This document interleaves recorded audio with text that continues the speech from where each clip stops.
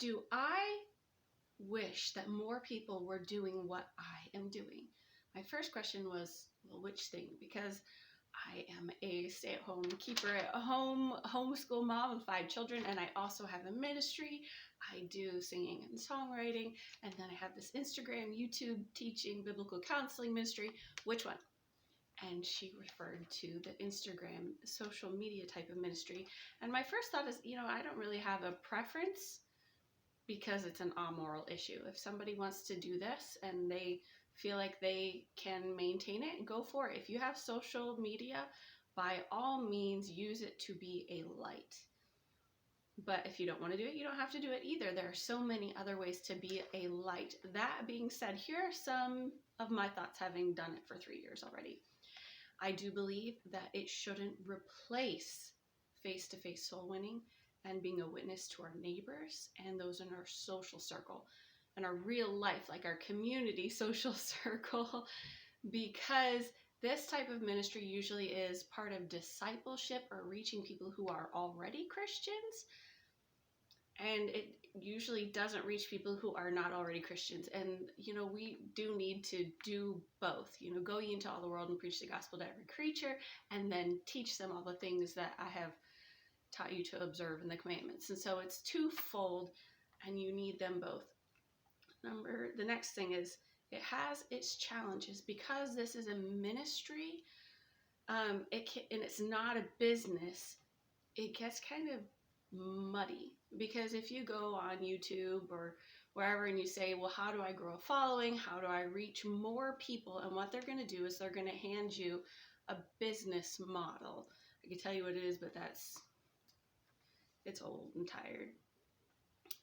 But that being said, you could become tempted to become like seeker sensitive.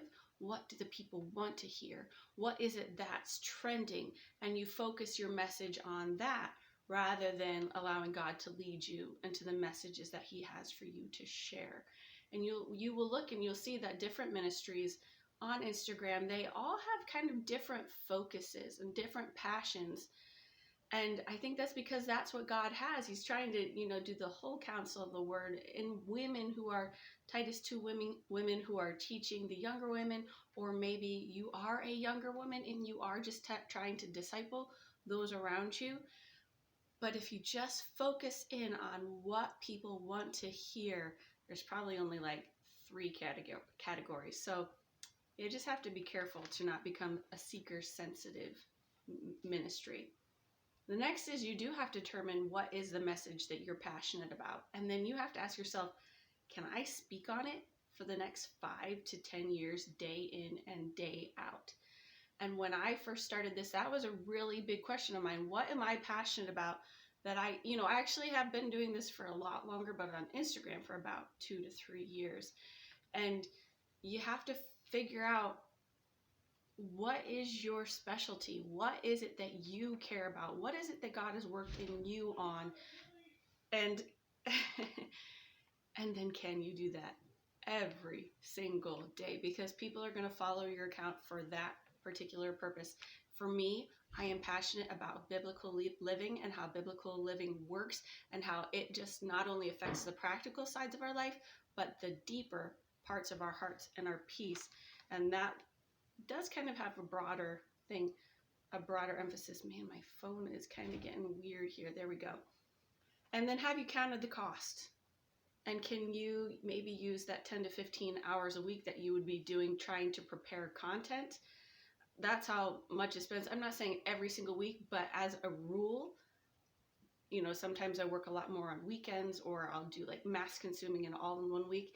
But it averages about 10 to 15 hours a week, and maybe you could be using that better elsewhere. And then lastly, what happens when you aren't good enough? And I know that's difficult, and that's one of the things that I have issues with certain people who treat ministries like businesses, or they're just the comparison trap. How come what I'm saying isn't resonating with so-and-so? How come so-and-so's been on here for 3 months and has 10,000 followers, and I've been on here for 10 years and have 2,000 followers?